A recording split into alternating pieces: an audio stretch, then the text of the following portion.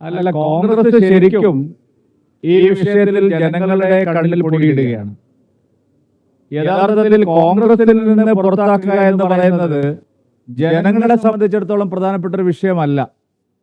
കോൺഗ്രസ് ചെയ്യേണ്ടിയിരുന്നത് പാർട്ടിക്കകത്തുള്ള സമയത്ത് തന്നെ അദ്ദേഹത്തെ രാജിവെപ്പിക്കേണ്ടതായിരുന്നു. ഇനിയിപ്പോൾ ഞങ്ങൾക്ക് ഉത്തരവാദിത്തമില്ല, ഞങ്ങൾ കോൺഗ്രസ് നിന്ന് പുറത്താക്കിയല്ലോ, വേണമെങ്കിൽ ഇനി 2 ദിവസം മുമ്പേ പുറത്താക്കാമെന്നുള്ള ഒരു പരിഹാസ്യമായ നടപടിയാണ് കോൺഗ്രസ് ഇപ്പോൾ എടുത്തിരിക്കുന്നത്. യഥാർത്ഥത്തിൽ ജനങ്ങളോട്, സ്ത്രീ സമൂഹത്തോട് എന്തെങ്കിലും ഒരു പ്രതിബദ്ധത ഉണ്ടായിരുന്നെങ്കിൽ കോൺഗ്രസ് പാർട്ടി രാഹുൽ മാങ്കൂട്ടത്തിന്റെ നിയമസഭാ സാമാജികത്വം രാജിവെപ്പിക്കേണ്ടതായിരുന്നു.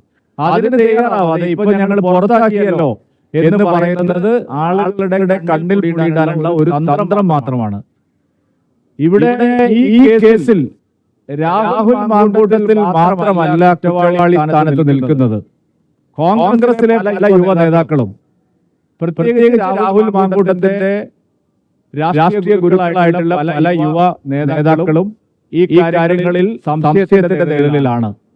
രാഹുൽ മാങ്കൂട്ടം നടത്തിയ പല നടപടികളും, തെറ്റായ പ്രവണതകളും അത്തരം ആളുകളുടെ സഹായത്തോടു കൂടിയാണ് പലയിടത്തും നടന്നിരിക്കുന്നത്.